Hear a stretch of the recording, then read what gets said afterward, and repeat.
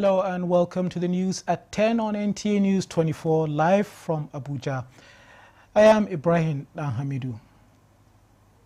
We assure parents and guardians of these children that will be safely delivered to them very, very soon. Niger State government receives 100 kidnapped school children of Papiri, Agwara local government area.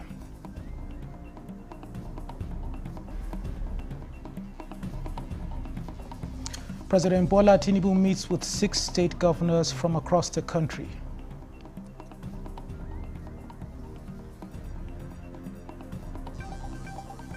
Vice President Kashim Shettima attends inauguration of Côte d'Ivoire President Alassane Ouattara for a 4th term in office. When you pay your fair share, you are directly investing in the school your child attends, the road to your businesses, and the security that guards your homes. Federal government promises to harness youth population through adequate support.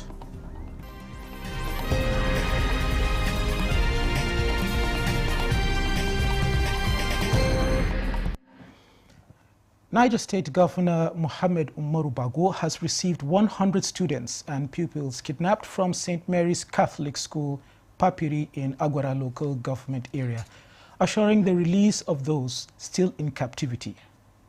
Representative of the federal government who rescued the abductees, Wing Commander Abdullahi Dari, formally handed over the children to the state government. Husseina Musa reports. The release of the abductees was as a result of intense and coordinated operation conducted by the Office of the National Security Advisor, Department of State Security Services, and the Armed Forces, as well as other security agencies.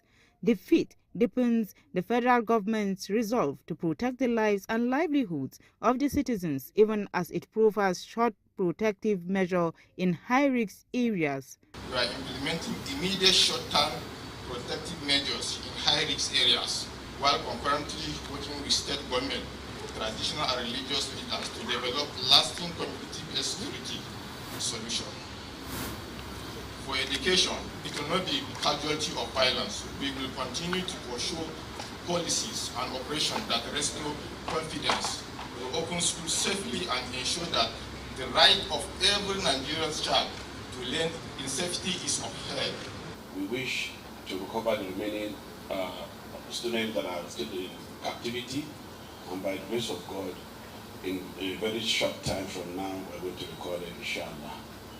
I want to reassure parents and guardians of these children that will be safely delivered to them very, very soon. We have called on medical health workers to come and look at them. They will be checked properly and before taking them back to the parents. We are working closely with CAN to make sure that they are safely returned back home. The release of the 100 abductees 17 days after the kidnapping brings relief to some parents, but uncertainty and anxiety persist for families of those still in captivity, including their teachers, highlighting the need for continued efforts to secure their safe return. Emena Husseina Musa, NTA News.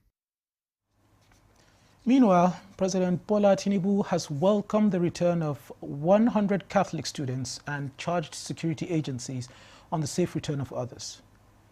The president, in a statement by his special advisor on information and strategy, Bayo Onanuga, commends the security agencies for their tireless efforts in securing the freedom of 100 students of Papiri Catholic School in Niger State.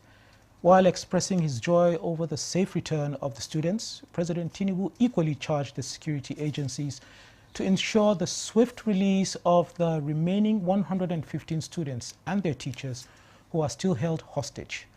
President Tinubu assured the parents that both the federal and Niger State governments are working closely to reunite all the abducted students with their families. The president also tasked security agencies working with the governors to prevent future kidnappings. Our children should no longer be sitting ducks for heartless terrorists intent on disrupting their education and subjecting them and their parents to unspeakable trauma, President Tinubu said. The Chief of Defense Staff, General Olufemi Oluyede, says the armed forces are reinforcing their joint operational structure to stay ahead of Nigeria's evolving security threats. In a message to the 2025 Defense Exhibition, the CDS explained that the reforms will be driven by the creation of a permanent joint theater command, improved intelligence coordination, and technology-driven operations. Defense correspondent Ismail Musa reports.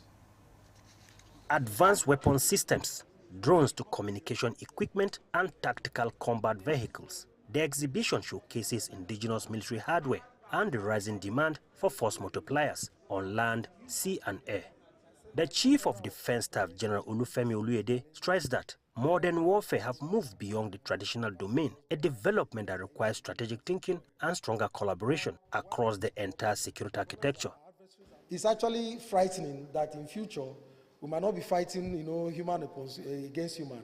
We might be fighting robots, autonomous weapon systems. Human footprints will try to be erased in all the spheres of warfare. And then we're having the advent of what they call killer robots. It's not stealth, it's actually a reality. This is the kind of sphere that warfare is going into. We're not looking at just the drones that you are seeing down there, but a situation where in future these things take over. How well are we prepared for this? We're looking at having integrated command centers in preparation for our future wars. In every foreign missions that our armed forces have participated, we come first, be it ECOMOG, be it United Nations. So I am 100% convinced that in no time, with these new applications of new technologies, I'm convinced that Nigeria will come on top again.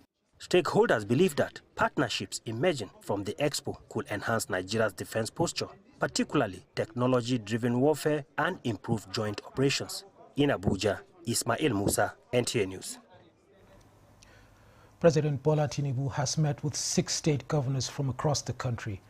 The governors are Monday Okpeyolo of Edo, Umar Namedi of Jigawa, Nasir Idris of Kebbi, Ahmed Usman Ododo of Kogi, Lucky Aide Tiwa of Ondo, and Ahmed Aliyu of Sokoto.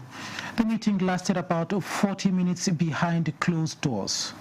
Though details of the meeting were not disclosed, State House correspondent Musbah Wahab reports that it came as the president continues consultations on how to strengthen security across states of the Federation. The federal government just secured the release of 100 of the students kidnapped by bandits in Niger State, following the earlier release of those abducted in Kebbi State. Vice President Kashim Shettima was among African leaders that witnessed the inauguration of President Alassane Ouattara as the re-elected leader of Côte d'Ivoire for a 4th term in office. State House correspondent Abdurrahman Jibrila reports that the Vice President also met with World Bank Director of Operations Anna Bierde in Abidjan. African leaders in Abidjan, alongside other prominent personalities from across the world, to witness the inauguration of President Alassane Ouattara of Côte d'Ivoire for the 4th time in office. Vice President Kashim Shettima witnessed the event, representing President Bola Tinubu at the Presidential Palace in Abidjan. Alassane Ouattara was re-elected for a 4th term in office on October 25, 2025, as President of Côte d'Ivoire, a West African country that shares cordial diplomatic ties with Nigeria. Toutes les personnes et toutes les institutions qui ont travaillé. President Alassane Ouattara promised to extend on his legacies for the well-being of his citizens and democratic governance, as well as strengthen diplomatic relations among nations. Nigeria and Côte d'Ivoire have collaborated significantly within ECOWAS and the African Union, especially on security and trade. Meanwhile, the World Bank has applauded the reforms policies of President Tinubu's administration, pledging to heighten its partnership with the nation on energy, job creation, and gender empowerment initiatives. The global financial institution stated this in Abidjan when Vice President Kashim Shettima received in audience the Managing Director Operations of the World Bank Group, Ms. Anne, on the sidelines of the presidential inauguration. This is why we are focused on investment in human capital, on gender empowerment initiatives, investment in the digital economy, and of course on agriculture for enhanced productivity. This way it will be a win-win situation. The early childhood development program was there was a study done in Peru, where the gray matter infrastructure of a young child who is well fed and a malnourished child are compared. Those stunted kids are permanently disabled for life. The Managing Director Operations of the World Bank Group, Ms. Anne, commended Nigeria for taking pragmatic initiatives to position the country on the right path, noting that the World Bank is willing to partner more on energy and enhancement of the girl-child education in Nigeria. From Abidjan, Abdurrahman Jibrila, NTA News. This is the news at 10 on NTA News 24. More reports when we return after this break. Legendary final sale of the year is here. This festive season, enjoy extra savings on luxury and comfortable sofa sets, modern and functional dining sets, sophisticated and smart bed sets, and our royal collections, classy, premium, and truly exclusive. Shop 10 million naira and receive a complimentary Daisy tea set. Spend 15 million and take home a 65-inch smart TV. Go higher at 20 million and experience unmatched comfort with our exclusive massage chair. Visit our showrooms in Abuja, Lagos, Kano, and Enugu, or shop online. It's big, it's bold, it's unforgettable. It's Baffy Furniture. And the National Productivity Order of Merit Award goes to... Tomato paste manufacturer to win the National Productivity Order of Merit Award by the Federal Government of Nigeria, endorsed by the Association of Private Medical Practitioners of Nigeria. This is an evidence of 100% natural goodness, great quality and great taste. So eat healthy to live longer. Use Arisco tomato paste and products. 100% natural tomato. Now one day, better food now. Buy now and enjoy up to 20% discount.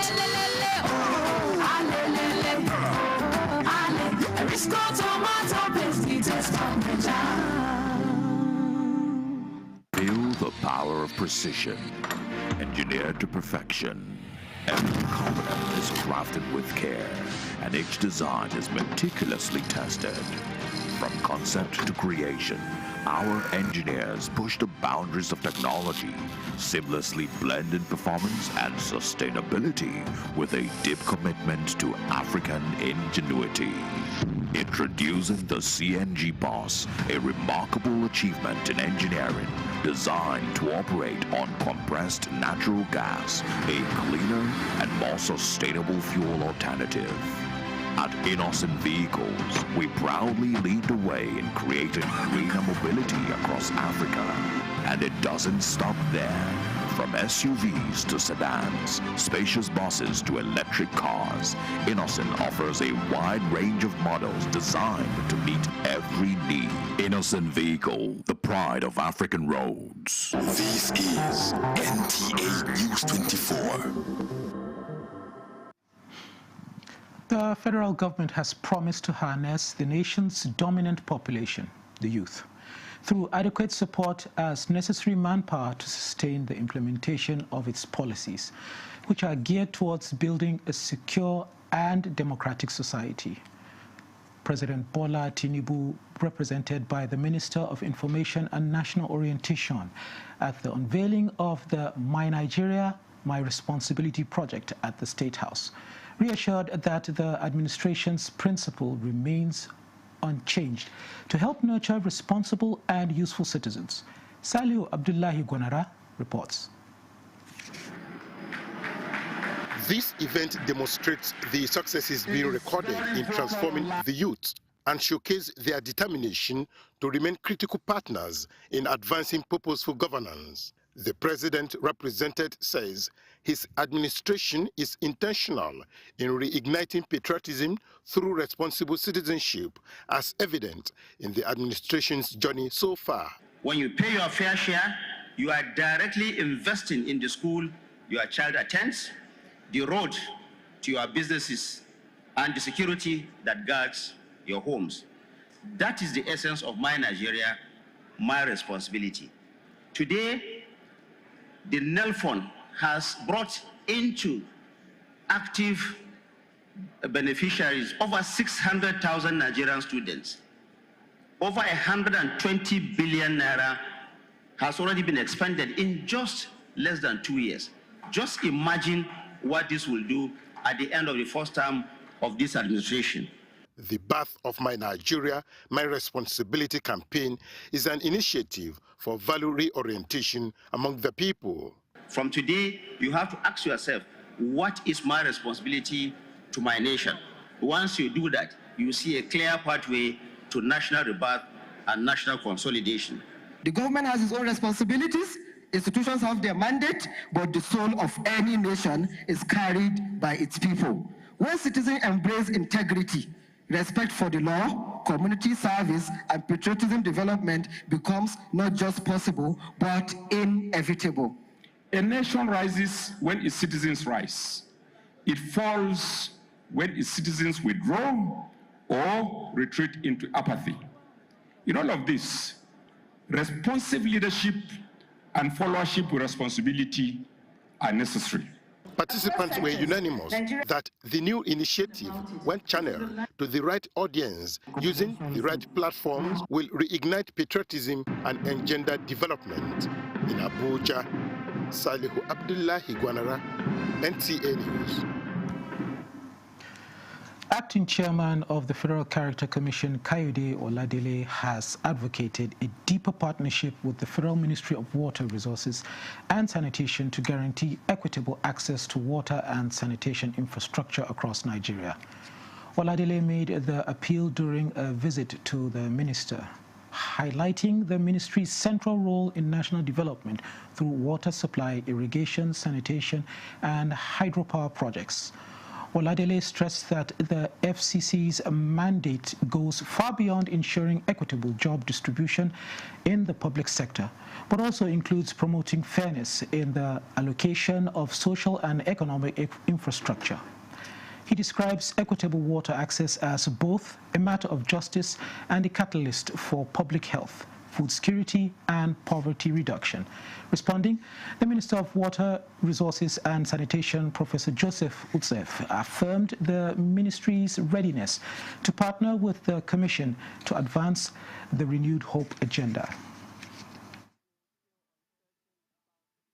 No community in Nigeria should remain marginalized or water insecure due to government neglect, political patronage, or poor representation.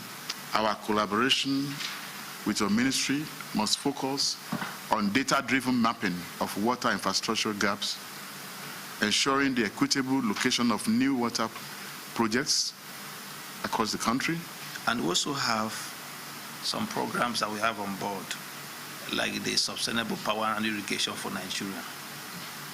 This program entails rehabilitating existing dams that we have and then incorporating the hydropower component into these dams. We are leaving no stone unturned to make sure that all the 6 geopolitical zones of our dear country, Nigeria, get all the services. So we are also in alliance with Federal Character Commission. The importance of a strong and trusted civil-military relationship in reducing insecurity has once again been brought to the fore as the Nigerian Navy ship Osoro extended its friendship to the people of Zarama Epie community of Yenagoa local government area with a free medical outreach. Samuel Numonengi brings us the details. The free medical outreach, which forms part of activities marking the Nigerian Navy's end-of-year engagements, is aimed at improving the health of host communities while strengthening interaction and cooperation in efforts to reduce crime within the maritime environment. Commander Nigerian Navy Ship Soro, Commodore Omobamidele Akimbami, represented by Executive Officer Captain Jerry Ayim Odu, emphasized the importance of deepening civil-military relations as a strategic tool in enhancing security and community trust. Is to strengthen civil-military relationship and as well as to dissuade members of the public from conducting or engaging in any form of maritime crime or any form of illegality at all. And also, as a government, the Nigerian Navy too, supporting the government, which is part of, to see that all the citizens, the good and loving people of Nigeria, Bayelsa State in particular, their well-being is paramount to the government. Beneficiaries expressed gratitude to the Nigerian Navy for the gesture, noting that the outreach will go a long way in building confidence and fostering a better relationship between civilians and the military. We appreciate what the Navy has come to do. If you turn your eyes, that's a bit, you see that the water is brown. We have a lot of issues of gastrointestinal diseases. So this program will help us a lot to solve those issues. And I have leg problem. That is why I came, and they tested me and they confirmed it, and they give me drugs and advised me. The free medical outreach featured brief lectures on healthy living, distribution of insecticide-treated nets, provision of eyeglasses and essential drugs, as well as free medical tests, among other services. In Yenagoa, Samuel Numonengi, NTA News. Nigeria is driving sustainable healthcare financing strategies by reinforcing legal protection, securing stronger leadership commitments at the subnational level, and placing domestic resource mobilization for primary healthcare at the center of reforms aimed at reversing the country's troubling cycle of poor health outcomes. This formed the crux of discussions at the Immunization Financing Champions Summit in Abuja, convened by the House Committee on Healthcare Services in collaboration with the Vaccine Network for Disease Control and other health partners. Olushe Adiagbo reports. Despite decades of national reforms aimed at achieving universal health coverage, UHC, Nigeria's health system remains chronically underfunded and overly reliant on out-of-pocket spending. At this meeting that brought together chairpersons of health committees from state houses of assembly and key actors in national immunization program, stakeholders emphasized the need for national efforts on domestic financing for vaccines and primary health care to be fully replicated at the subnational level. Immunization champions that have been convened here today, I think, have a major role, especially within the legislature, to promulgate laws, to restructure the way the financing is done so that the quantum of the resources is increased, but the timeliness of release is also improved. Looking at the constitutional amendment, which is an ambitious one for us, but that covers everything. We will have 1% of the federation account dedicated to health. A major point of discussion was the urgent need to establish a permanent budget line for vaccines across federal, state, and local government levels to guarantee predictable and sustainable funding for immunization. We stood up and said, okay, let's all the chairmen of health committee in the state houses of assembly, let's meet together and have this discussion to ensuring that the money that is being appropriated from the federal government, the counterpart funding from the state will also come and augment what the federal government is doing. Above that, or The money is not the most important thing even, but to ensure that whatever it is appropriated, it's well utilized and channeled well. The federal government has been the one only paying for all the vaccines. It shouldn't be. States should contribute to it. In addition, the federal government is giving 1% of its resources to primary health care. States are not paying their counterpart. So the key thing about this is that states need to put together sustainable and reliable resources. If you break it down into the lowest level, you will see that it's just about 300,000 that a primary health facility is receiving in a month. That is grossly inadequate. So the state government also have to do their matching for much more than what the federal government is putting in place. And then we need additional support also from the private sector to put in resources into the primary health care. The Immunization Financing Champions Summit was held under the theme Securing Sustainable Health Financing Through Legislative Leadership and Subnational Action. In Abuja, Olusheye Adiagbo, NTA News. You're watching News 24. We'll be right back after these messages.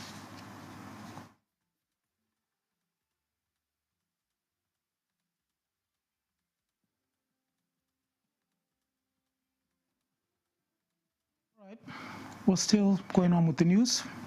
Recognizing long-standing issues in the education sector, the federal government has unveiled 3 key policies and their implementation guidelines towards education reform in the country. Zinret Dingmun reports.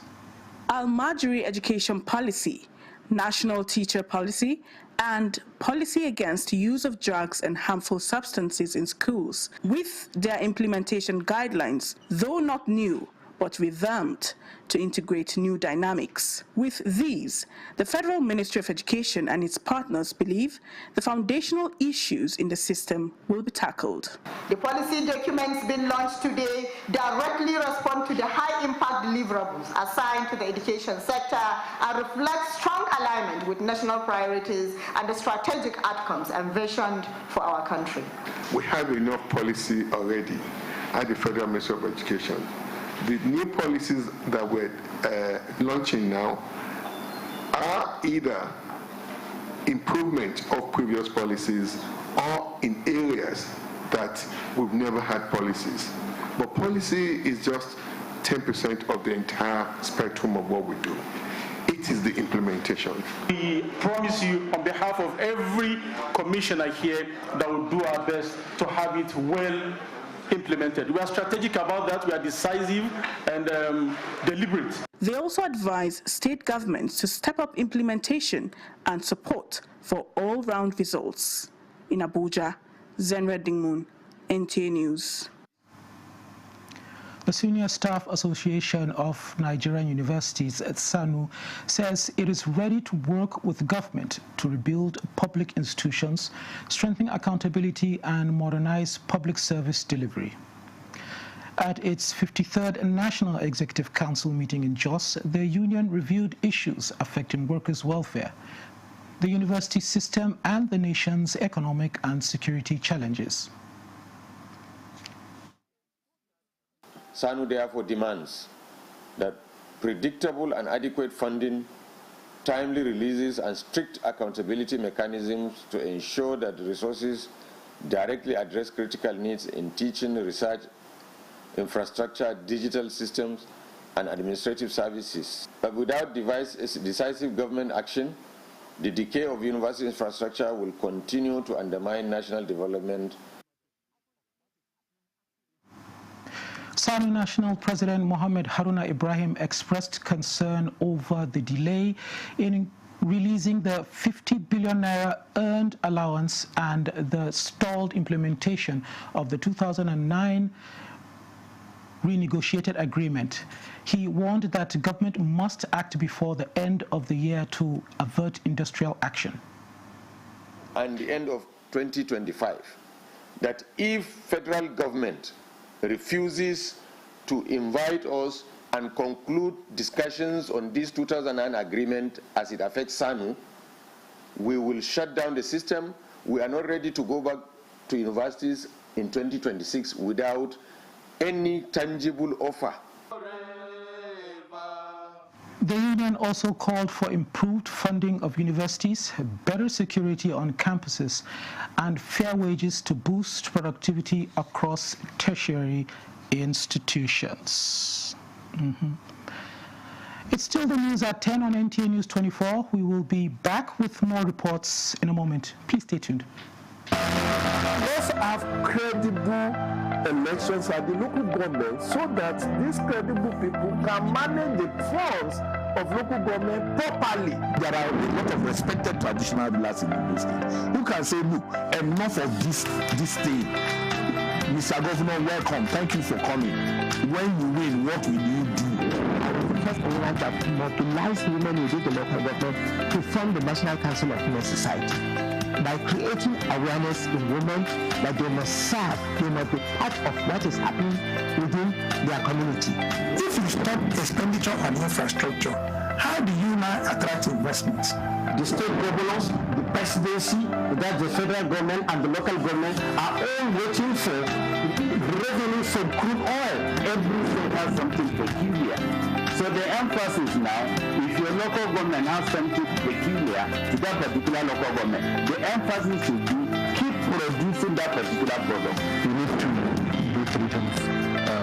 Prevent the ability of the terrorist groups to generate funding, their ability to recruit, and then their ability to access weapons. Actually, like this way, I sit in the front row in the church. If I'm going to Moscow and calling people are passing in God's own house. What am I doing? I'm mentoring a new generation. Those things that the only way to be taken seriously is to begin to have a lot of money. Nigeria, live every weekday between 7 a.m. and 9 a.m. on the network service of the NTN. This is NTA News 24. Amid global funding cuts, international non-governmental organizations in Nigeria are recommitting to supporting the implementation of Nigeria's development plan. Benny Adams reports that the stakeholders converged on Abuja under the theme, The Future of International Development Plan and Humanitarian Support in Nigeria, aligning with the National Development Plan 2026-2030. Nigeria is one of 8 countries selected for an accelerated humanitarian response on the basis of need by the international aid architecture. The conversation here is on how to create alternative funding to augment shrinking resources amid the growing needs across the country. Our message today is that we're not walking away. We can still play a role, we can still support, but that supporting role needs to be very much facilitating and providing technical expertise rather than simply bringing in the money. For the federal government, it is no longer business as usual. This is as the march towards a $1 trillion economy is being driven by fiscal strategies to include the Renewed Hope World Development Plan, Infrastructure Investment Plan, among other joint projects with the subnationals. Mr. President and the National Economic Council have approved a program to ensure that loss of revenue is minimized from crude oil and gas sector as well as the critical mineral sector. Last but not the least, the President agreed with the state governors that we should embark on more measures to support domestic production. Stakeholders here say the 2025 Humanitarian National Response Plan, coordinated by the United Nations and the international NGOs, had a request of $910 million, but only 25% of the amount was raised. And looking to next year, the amount will sure be less in recognition of the fact that less donor funding is coming into the country. In Abuja, Benny Adams, NTA News. The University of Nigeria, Nsukka, has held a close-out meeting for the Agri-Based Digital Innovation in West Africa project, marking the conclusion of a major initiative designed to expand digital solutions in agriculture and strengthen climate-friendly innovation across the region. Mina Daniels reports. Over the past 2 years, the project has focused on building the capacity of young researchers and agri-tech innovators, promoting data-driven climate-friendly farming, and supporting local enterprises with digital tools designed to boost productivity and improve food security. So these are innovations in farming, dry season irrigation for farmers. We hope that the farmers that have participated as pilot project will also take it home. Speakers at the closeout meeting highlighted key milestones, including the development of digital platforms for precision agriculture, training of farmers and extension workers, and the establishment of innovation hubs that will continue to operate beyond the project's lifespan without affecting the ecosystem. Those who farm the way their forefathers farmed can never be able to feed themselves. So we need to get technology back in there and the digital era impacts on agriculture. Protocol coordinators note that despite challenges such as limited digital infrastructure in rural communities, the initiative has recorded strong outcomes, especially in empowering students and startups to turn research into practical climate-friendly agricultural solutions. For the past 15 months, our research team in the University of Nigeria in Nsukka have developed an app, a digital app that will support rice farming, especially dry season rice farming in Nigeria and across Africa. Participants expressed optimism that the tools and knowledge shared through the Agri-D-UNN partnership will help shape smarter, technology-driven agriculture across Nigeria and the wider African region. In Abuja, Nina Daniels, NTA News. The Director General of the Salute Nigeria Initiative and coordinator of the Nigerian German Investment and Culture Expo, Ambassador Chielu Ojurika, have signed a memorandum of understanding with the chairman of the PET Fernandez Foundation to promote development in healthcare services, youth empowerment and education across the country. Suleiman Abdul Wahab reports. Speaking during the signing ceremony, Ambassador Ojurika encouraged more Nigerian students to take advantage of opportunities to study various undergraduate courses in India. He noted that members of the first batch of students who traveled in 2021 are now working and living both in Nigeria and in abroad. The PET Fernandez Foundation is using its international affiliations to get job opportunities for Nigerian youths internationally. In Europe, for example, Denmark, Poland, Germany. The advocacy team further revealed that through their partners' offices in Poland, Germany, Italy and Denmark are expanding employment pathways for Nigerian youth, particularly in fields that match their areas of specialization. What we require is to expose the talented Nigerian youth. There's a lot of talent in Nigeria. I love them because I engage them. All the work in terms of the Catholic Church now, in terms of stained glass.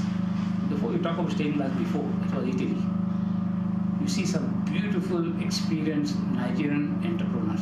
They stressed that the program aligned strictly with federal government's development vision and that all participants will be registered at Nigerian embassies in their destinations countries. In Abuja, Suleiman Tobu Abdul Wahab, NTA News. Yusuf Mamman Anteli of the Allied People's Movement has been re-elected as the national chairman of the Inter-Party Advisory Council at an election held at its national headquarters in Abuja. Timothy Yusuf reports that IPAC is the umbrella body of the all registered political parties in Nigeria. The return of National Chairman of Allied People's Movement, APM, Yusuf Mamman Dantale, as the IPAC chairman followed a unanimous vote after the only opposition to his return stepped down. Chairman of the Electoral Committee, Dan Wayawu, declared the election result with the elected officials now to pilot the affairs of the council for another 2 years.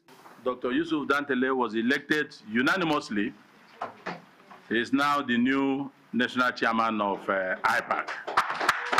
IPAC election has always been riddled with rancor, but here you have something different, that candidates on their own volition withdrew from the race, not because they were induced, nothing, they did it.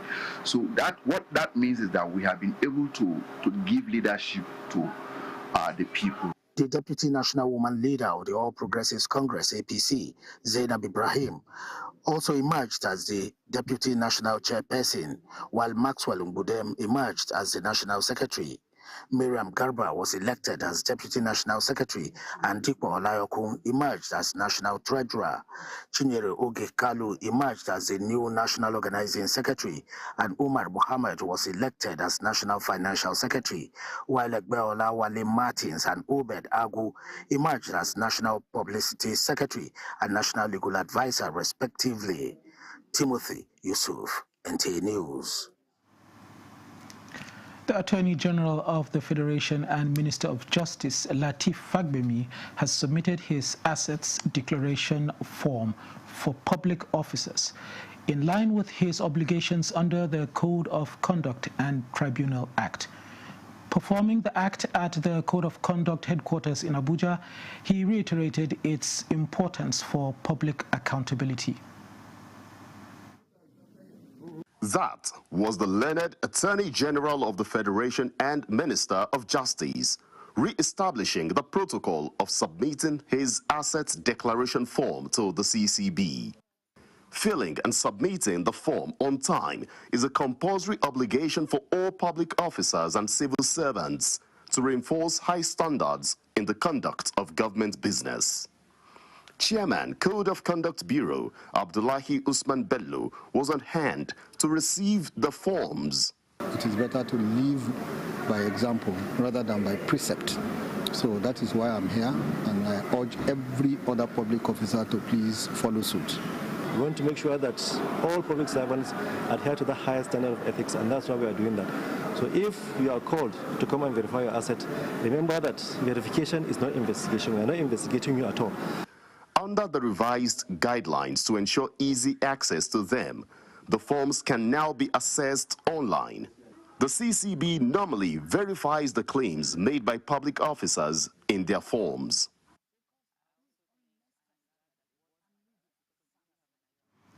The Federal High Court Abuja Division has urged Nnamdi Kanu, who is serving life imprisonment in Sokoto, to join the Correctional Service in his motion, seeking his transfer from Sokoto Custodial Center to any facility within the jurisdiction of the court. Justice James Omotosho made the order during the hearing of the ex parte motion brought by the convict. Judiciary correspondent Austin Anyebe reports. The applicant Nnamdi Kanu, serving jail term in Sokoto Custodial Center, filed an ex parte motion before the court, praying for his transfer from Sokoto Custodial Center to any of the correctional centers within the jurisdiction of the court. He particularly requested for transfer to either Suleja or Kefi Correctional Center to enable him consult with his people who largely reside in Abuja to file an appeal against the judgment that sent him to life imprisonment. Moving the motion on Monday, a legal practitioner, Demdu Hassan, from the Legal Aid Council announced an appearance for Kanu. He said the main prayer is for the court to make an order for the convict to be transferred to a place closer to Abuja to enable him have access to those that will help him to prosecute his appeal. Justice James Omotosho, having heard the counsel, said it was wrong for the applicant not to join the correctional service in the matter as they need to be heard. He said the applicant is equally wrong to have come through motion ex parte instead of a notice, and consequently urged him to serve the party and put them on notice. The court thereafter adjourned the matter to 27 January 2026 for hearing of the application. In Abuja, Austin Anyebe, NTA News. China is deepening its Afro-China engagements, moving beyond a formal diplomacy to a partnership that now embraces voices and vision, immersed in color, culture, and creative energy.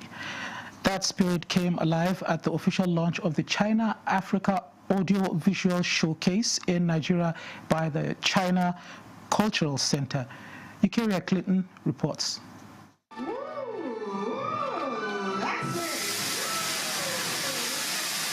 That marked the beginning of cultural partnership that will amplify Nigerian voices, strengthen ties, and position media as a powerful tool of unity between Nigeria and China, with radio and television at the center of it all. We look forward to sharing more audio-visual works that present Nigerian audience with a true and dimensional China, image of China. The Minister of Information and National Orientation, Mohammed Idris, represented by the Director General of the Nigerian Television Authority, Salihu Abdulhamid Dembos, re-echoes government's commitment to embracing and facilitating international partnerships while promoting narratives that reflect our national identity and values. And I think, in a way, it is trying to break all the barriers, language-wise and also in terms of culture. Top media executives from Nigeria and China, young creative minds and stakeholders from the film industry and beyond converged to witness the epoch-making event. The National Broadcasting Commission boss, Charles Igwebu, says the Commission, as a regulator, will ensure an environment that encourages technological exchange and promote mutual understanding. Combining China's remarkable technological advancements and infrastructure with Africa's creative energy, we can achieve extraordinary things. Guests were treated to a dubbing performance for a Chinese cartoon by Nigerian voice actors and screening of documentary. Chinese side also hope Nigerian side can recommend your country's wonderful, drama or animation or digital content to Chinese side. To mark the 55th anniversary of the Nigerian-China relations in 2026, the event selected 20 Chinese audiovisual programs to be aired at the eve of the anniversary across media platforms in Nigeria, including the Nigerian Television Authority. In Abuja, Eucharia Clinton, NTA News. Secretary to the Government of the Federation, George Akume, has received an award of excellence in recognition of his outstanding impact on the nation's administration. Organized by Best Strategic Media in collaboration with the SGF's office, the award recognizes and rewards innovation, leadership, and exceptional public service delivery. Shehu Mohammed Datti reports. Congratulations to you, sir. Congratulations to you.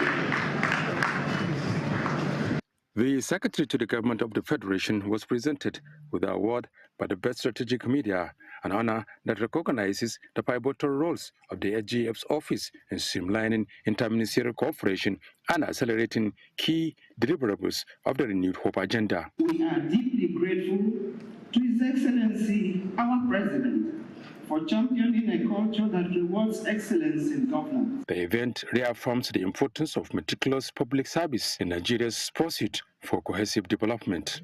It underscores that behind every major decision, from economic stabilization to security, stands an intricate network of coordination. The applause may fade, but the expectation for effective, transparent, and prompt governance endures. In Abuja, Shehu Mohammed Datti, NTA News. The Federal Capital Territory Administration has officially unveiled its team of Renewed Hope ambassadors, a carefully selected cohort tasked with the responsibility of bringing governance closer to the grassroots. Shehu Mohammed Datti again witnessed the official unveiling and now reports.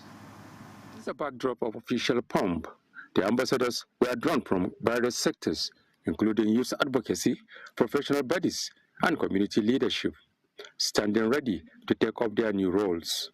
Given the mandate to coordinate the FCT Renewed Hope ambassadors is a former chairman of the Abuja Municipal Area Council, Abdullahi Adamu Kandido.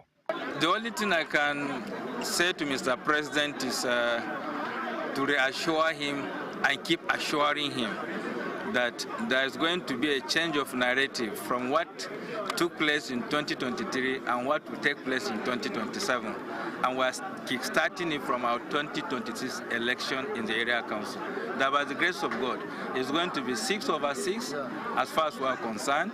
And then of course by the 2027, we are no longer going to have any issue with any percentage. We are going to have a convincing leading by the grace of God. They are not policymakers, but conduits, expected to translate the government's agenda into community action and relay grassroots needs back to the administration. We want to thank Mr. President for nominating one of us, our brother, Honorable Candido, the immediate past chairman of AMAC, who have shown his track record to the entire resident of FCT, and we have seen that this appointment is well deserved from the people of FCT. Indeed, we are grateful for what Mr. President has done. So we are so glad that today the writing has been done. With the official unveiling, FCT residents are hopeful that it will translate into reality. The high point was the official unveiling of the renewed Hope vehicle.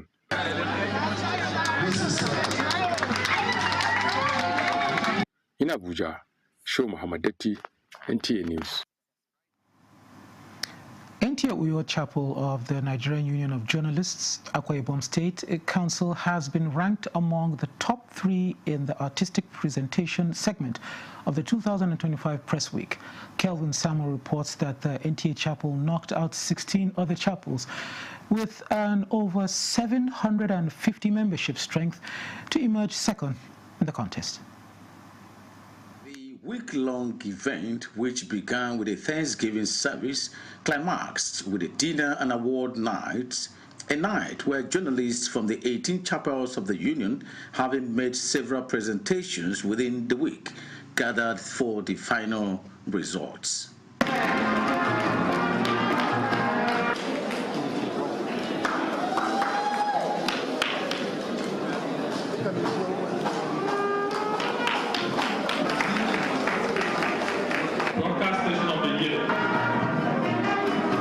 Of the significant, unique part of this year's Press Week is the additional artistic presentation where all chapels interpreted the theme Journalism in Akwa Ibom State, the turning point, through creativity with eyes fixed on the big 1 million naira prize for winners. Though not a night of speeches, there were commendations from guests and national leadership of the Union who are amazed at the unity among journalists in the state. That's something I've asked that we commend you for the work you do and for all the support you have given to the administration. I'm standing up for the truth in the face of falsehood sometimes. As we celebrate, we must also recognize the challenges of this modern information era. A time when fake news distort narratives and unverified content spread faster than the truth. From the very beginning, you have done and indeed laid a very solid foundation. And every other administration, every other successor has built on that foundation. Today, Akwa Ibom State Council, I can say without any fear of contradiction, ranks amongst the very top councils in this country. We have done everything within our ability to ensure that we don't compromise the standards of journalism practice. And trust us, we are not going to compromise that standard. Dinner and awards night featured cultural displays and different categories of awards. In the Calvary Summit and News. The Alliance of Sahel States, comprising Burkina Faso and Mali and Niger, has confirmed that a Nigerian Air Force C-130 Hercules transport aircraft was forced to land in Burkina Faso after entering the country's airspace without authorization. In a joint statement issued on Monday, the 3 military-led nations said the aircraft carrying 11 Nigerian military personnel was intercepted and diverted to Bobo Dioulasso Airport following what was described as an in-flight emergency while operating in Burkinabe airspace without prior clearance. The AES emphasized that the Nigerian aircraft had not obtained the required overflight permission, constituting a violation of Burkina Faso's sovereignty. The statement did not disclose the current status or location of the 11 crew members and passengers on board. As of the time of filing this report, neither the Nigerian Air Force nor the Ministry of Foreign Affairs has issued an official response to the incident. This is the news at 10. I beg your pardon.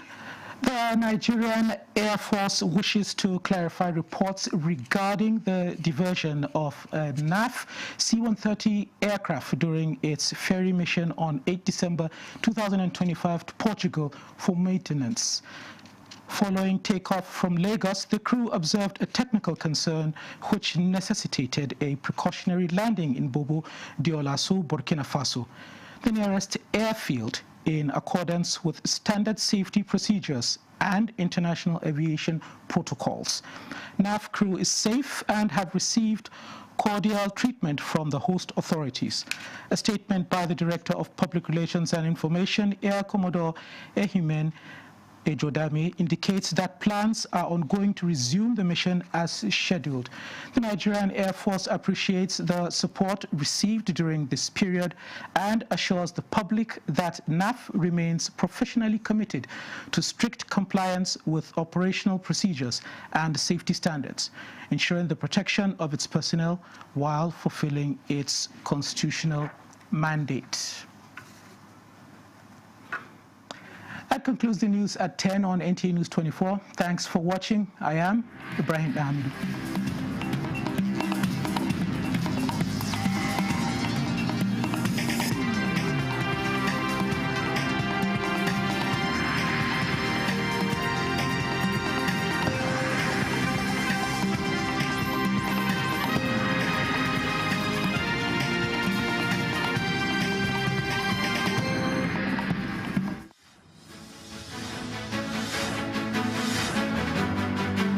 The morning news. The federal government is strategizing.